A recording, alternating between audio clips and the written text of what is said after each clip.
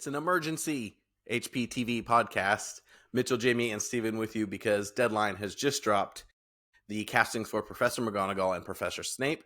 Like they did with John Lithgow, this has still not been confirmed by HBO Warner Brothers.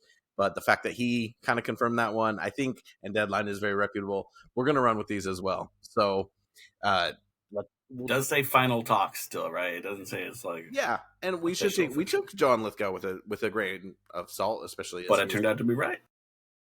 So far, they could still flip, but these two are British, so it's safe. We're safe here. All right. So first of all, Janet McTeer is going to play Professor McGonagall. I was surprised to learn that she's only 3 years younger than Maggie Smith was when she started to play Professor McGonagall. So she's 63. She looks younger in pictures, but obviously some pictures, I'm sure she'll look a bit older, but I think she has the look. It's very not that dissimilar, really. Like she has a stern British teacher look. You might know her. She's got a really great background, like in Shakespeare, which I think always fits for fantasy if you're a classically trained theater actress. She was in Maleficent. She was the mother in like Insurgent, Allegiant, those Divergent movies. She was in the euthanasia classic Me Before You. She was in The Menu, which was like a fun murder romp from last year. And she's going to be coming up in Mission Impossible, The Final Reckoning. And then on TV, I'm trying to stick to really fairly mainstream stuff. She was in Jessica Jones, if you're watching the new Daredevil. Ozark, which I have not gotten to, but I've been told I will love. And most recently, she was in The Old Man and Chaos, which was the Jeff Goldblum film on Netflix. And I'm going to just go through Snape, and then we can jump in. But very qualified, seems like a great actress that's been in big-time stuff, but is not a household name. She's got a decade to donate to us. This guy, on the other hand, I'm a little concerned that he is too attractive for the character and too popular. Like, he could be getting some big mainstream roles that this is going to take up, 3 to 6 to 8 months, depending on the film, of his time. Because if you think about it, Snape is actually not too heavily featured in some of the seasons, so maybe that's how they were able to land him. But his name is Paapa Essiedu. I listened to him say his name, so I hope that was a good pronunciation. He was in Murder on the Orient Express. Most recently, he was in The Outrun, which is Saoirse Ronan was in this small drama about addiction this year, and it was kind of her trying to...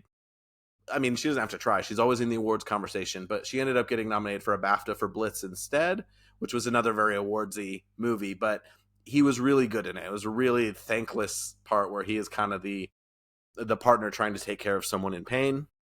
He was in Gangs of London, which is very popular. I May Destroy You is what he won his Emmy for. Again, a really small London set drama by Michaela Cole that is like critics love it and nobody saw it. She was in Anne Boleyn, The Lazarus Project, an episode of Black Mirror, Black Mirror goes a long way with me.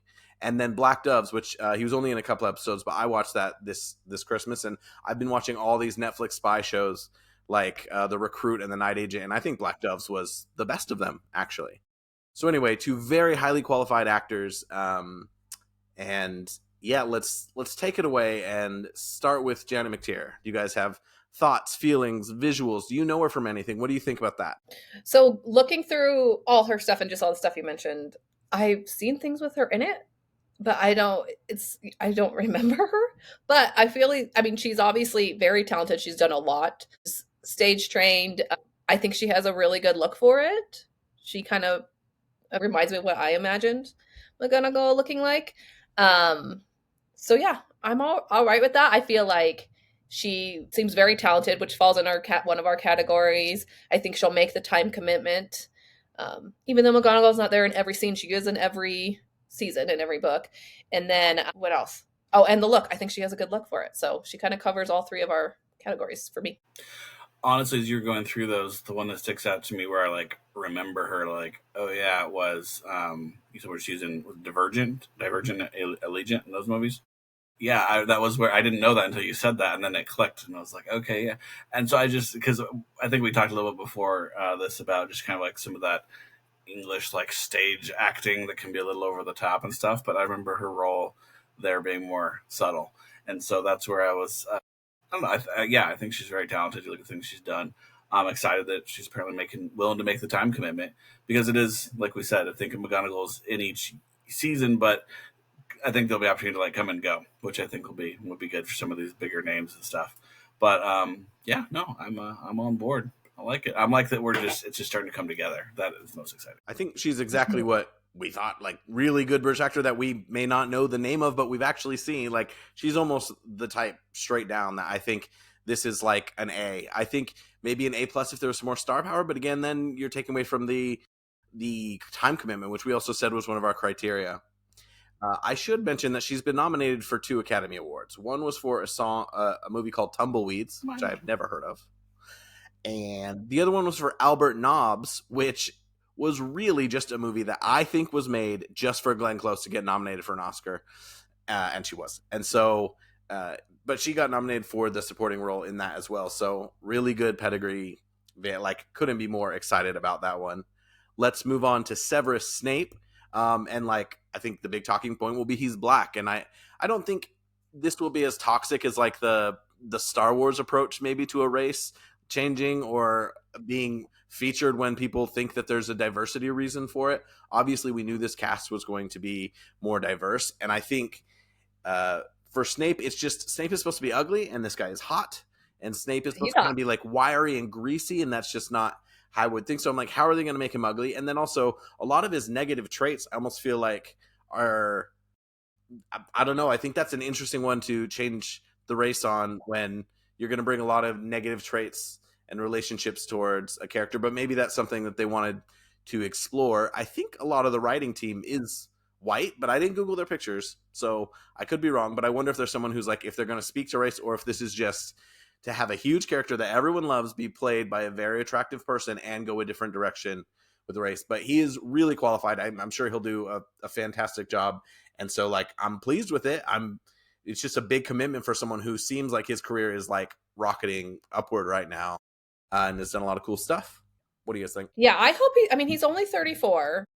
So I hope he sticks around for this. I mean, our whole podcast is spoilers, but like, this is such a huge integral role to the whole franchise. And there's not a huge necessary character change from what we get in the movies or even the books. Like Snape kind of is who he is, but just what he's doing behind the scenes of it all is different than what we perceive. And that's all through Harry's perception and him kind of being a butthole the whole time, hitting kids and stuff in the movie. But a lot of people online in the threads seem to be concerned that they're taking a character who's known for being poor, for being made fun of, for slurs being thrown at him, and they're casting a black person as that. And I mean, I don't know. I'm coming from an American perspective, so I don't know. Maybe like it's a different perspective in the UK of like the racial issues. I don't know. So I understand why people are concerned about that. I don't know. He obviously is very talented, which I think is great. And looks wise, I mean, you can always kind of ugly someone up, even though this guy's really looking like, I was like, oh, when they first mentioned him, I was like, oh my goodness.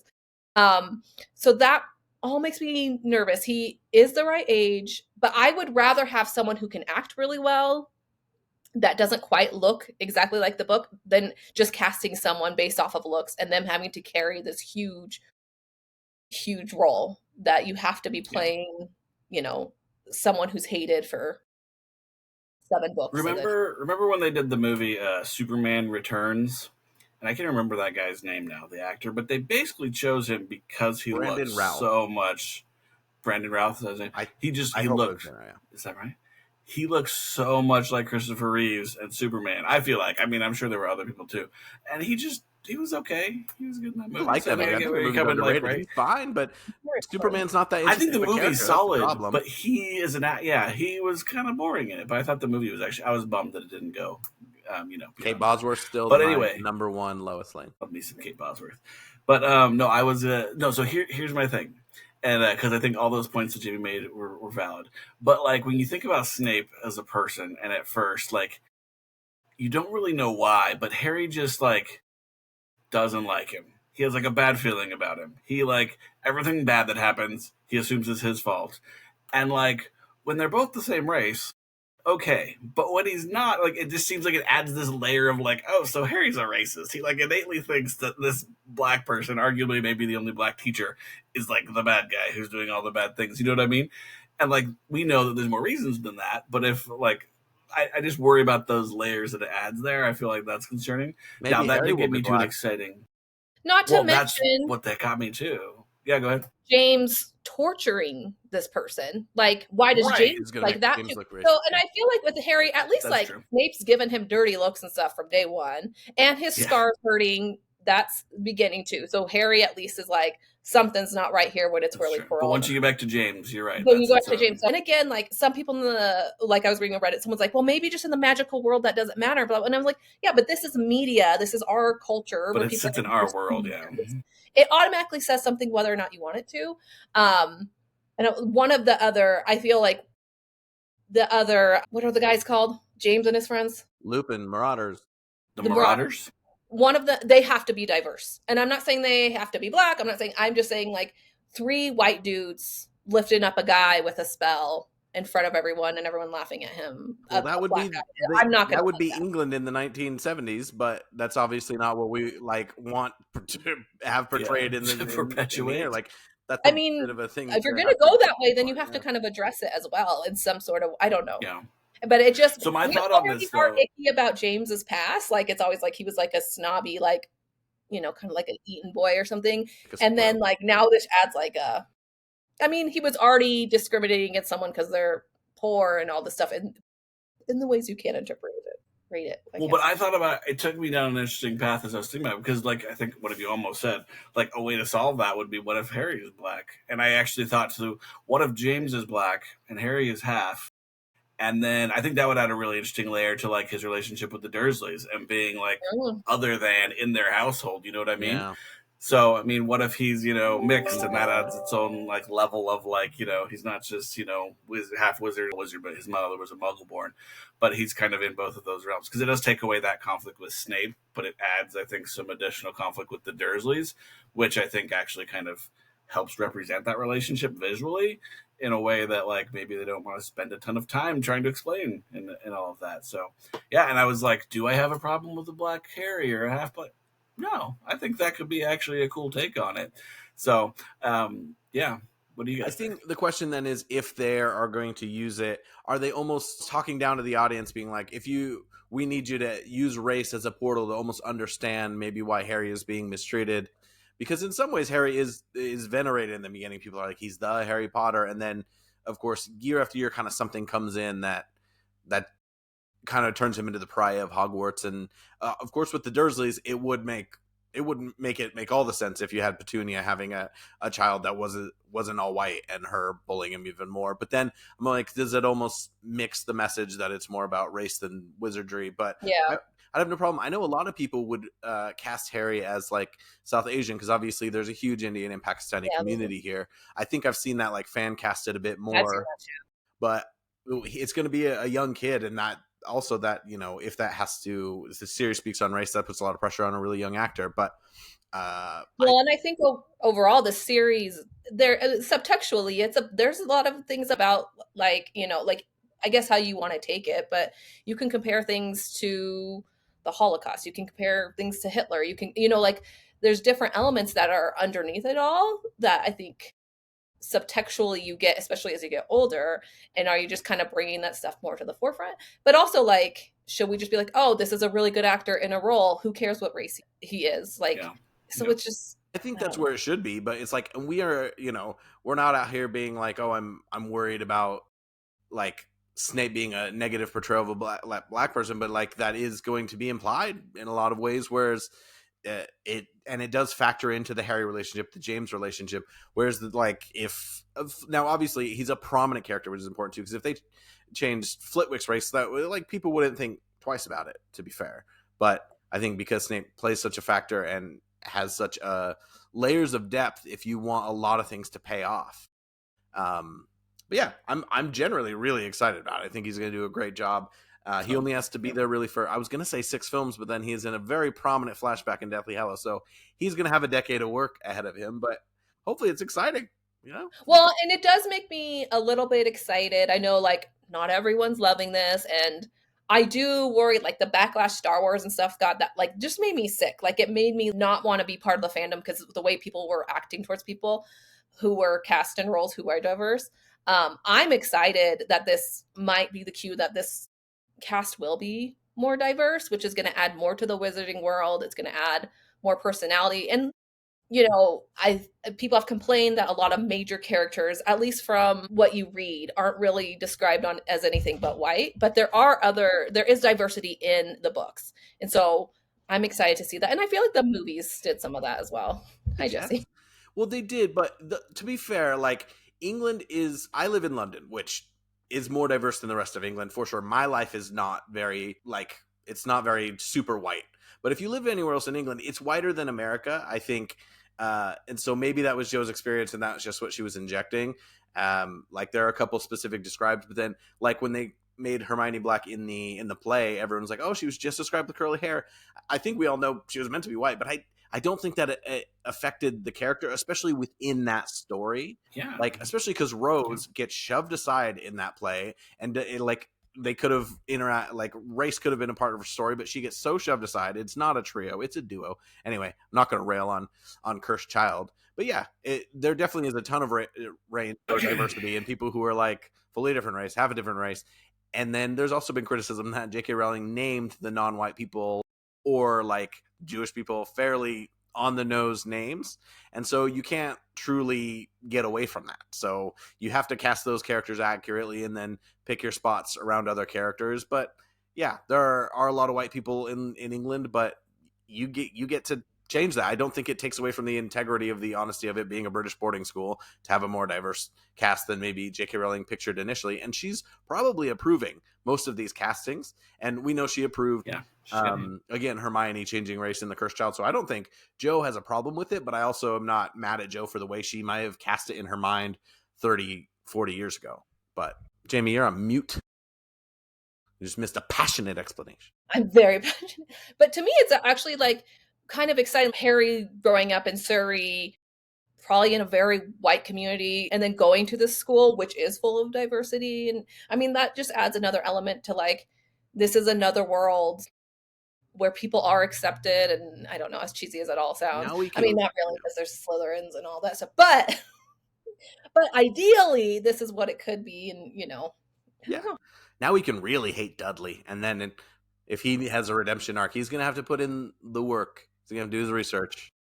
For real. Not just say I don't hate you or whatever. Hate you anymore. Yeah, the Reddit. I think this is really cool. Go on, Steve. Yeah. If nothing else, arguably, if you talk about the big three is the three kids, right? But when it comes to the adults, these are the big three, right? So once you've got your Dumbledore, McGonagall, and Snape, I mean, they're the ones who are around the whole series, and they're featured pretty prominently. Maybe I think Hagrid. It does say a lot about kind of like the tone, and they're also, like we talked about, they're going for people who have the acting chops in order to give it the depth, and I hope that means that we're not going to be glossing over the adult characters, and we're not going to, get the this is a kid show kind of treatment, that we talked about before. So I think they're good signs that they're headed in a very good direction. I think it's important, like both, like the pedigree of these actors can't be understated, like not just like Emmy and Oscar winning, but like they would get cast in a big time HBO show regardless.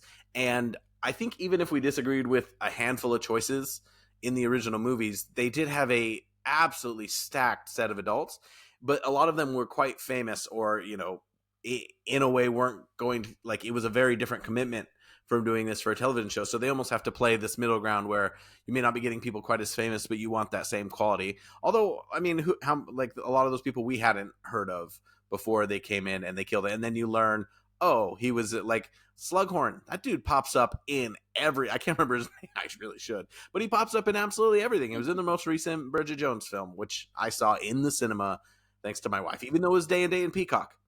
Sorry, the same thing about Robbie Coltrane is thinking back to like, for me, he was just Hagrid. I think when he was cast, I was too young to like know the difference.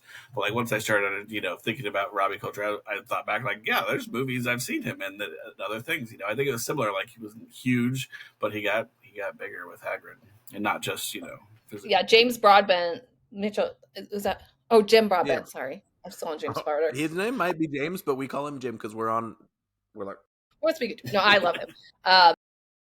But yeah, when was like, I was like, that is not Slughorn, and then he was like one of my favorite parts of the movies.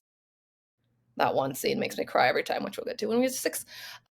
But I did want to mention Isaac brought up someone for Hagrid, which I'm sure Hagrid's probably already in talks or casted, but I cannot say his name. But the guy, the Iceland actor guy, who's in Walter Mitty and he's in Eurovision. His name's like Ulfur or something. It's a very Icelandic name. that's very racist against Icelandic people, Jamie. What? His name's like Olfur Mittensson or It's something. like his name is Olafur. FUR too. I gotta look him up. Oh yeah, He could be a good Hagrid. That I is mean, he's actually not true. British, and I don't know if he could do it. Are you guys watching Severance? Oh yeah, he's in Severance now too. Severance right We're now. still in the middle of season 1. Okay, we Don't won't- spoil anything Sorry. yet. Spoiler alert, But he's are in you- Severance. Well, I Yeah, mean, that I can handle. it's so good. I love Severance. Anyway, sorry. But yeah, I agree, Bitch. I was like, I think to me, just like in the movies, I'm like, well, at least they're going for really good actors for the adults who have to carry this through. And I'm excited to see. They said there was an interview with someone, I'm not remembering now, who said they're about halfway through casting for the first season. So Oh yeah, there was someone from HBO kind of came out recently and was like kind of gave, it wasn't any true facts, but it kind of gave you an idea of where they're at. And they should be. I mean, I feel like they should be. And all these people, it's still like they're in talks. I mean, this is all such a huge process. And especially if they're signing people on for a 10-year deal, I'm sure there's a lot of back and forth and figuring things out. So I'm sure everyone's still in talks, but like we should be pretty darn close, hopefully, so they can start filming. Can I read this? Actually, this is off Reddit. Mitchell, I think you may have sent this out, but it's HBO's head of IP, Sarah Aubrey, talked about casting. So people asked, and I'll just read it. It says, I think it's a dream job for a lot of actors in the UK, but the roles that we're casting right now are for people who are going to be on the show for a decade. So it's also a very particular gig. But the commitment is to make the books, and that's what it could be. But there are interesting people raising their hands to be featured adult actors that come in later seasons, like the Sirius Blacks of the world. So that's cool to think that, I guess, someone has already in talks I think with Sirius back interested in because that. that's more like a 3-year commitment. Plus, some bits Yeah. maybe. Like that could be. I think that could be a huge actor. And like, see on the Reddit, people being like, if Lupin were black, if Sirius were black, like it is interesting that Snape of all people was chosen, especially because Paapa could have played one of them. But like, it is what it is now, and I think we just have to go forward and trust that they're going to do that right. And like, I think he'll do great as the character. I just don't know what dynamics that's going to add, and it does call into question if they might change Harry a bit. Which that one, I wouldn't mind, but that would cause, I think, more people to be like, it's your main character. There's no reason we had to make that. Would cause more things. And it's not that I don't want HBO to do what's best for the show. I do, and if that's what they think, I'll trust them. But that's almost like you have to. We're trying to make this popular, so you get all 10 seasons. So no need to start off with a massive controversy, but at the same time, that's terrible because if like I think what an incredible opportunity to change the face of Harry freaking Potter.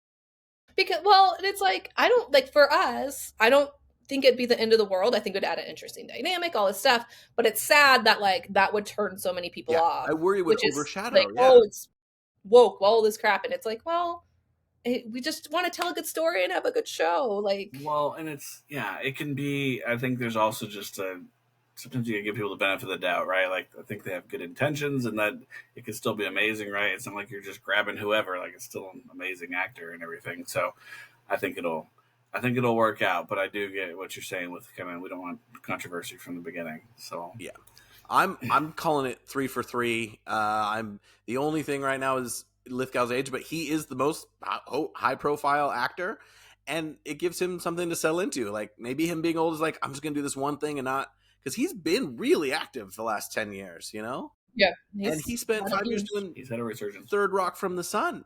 Good for him. Well, and that's my thing. I mean, like, we grew up watching Third Rock from the Sun. No matter what I see him in, that's what I see. So that's, for me personally, I'm going to see him. Like, I'm not going to see Dumbledore. I mean, it's gonna be a little bit of an adjustment for me. But I'm not mad about it because, like, He's talented. He's willing to do it. He's excited about it. And I hope all these people read the books and they love them. That's what I want. I want all these actors to go right now and start reading. I'm going to start a Third Rock from the Sun podcast. All right. That would be great. Anyway, we've gone a lot longer than we did for Dumbledore. That's good, right? But we'll. I don't think we're going to edit this. We're going to pop this up as is. So don't say anything stupid at the end here, and we'll try and get this up as soon as possible. And maybe I will jump on TikTok if I learn how to use it and try and put a quick blurb up and direct people towards the pod so that they can listen, because I think it's exciting and we've had a solid measured look at this. Anyway, thanks for donating some time in the middle of your day. Steven, you look like you wanted to say something. Is it? You gonna leave that? I'm gonna leave that in. Yeah, I'm brave. It looks like is it. I'm gonna use. No, I actually just it is the middle of the day, and this is my lunch break, so I have to get back to work. Was all I was gonna say. All right, Jaime, send us away. Oh, peace out, snitches.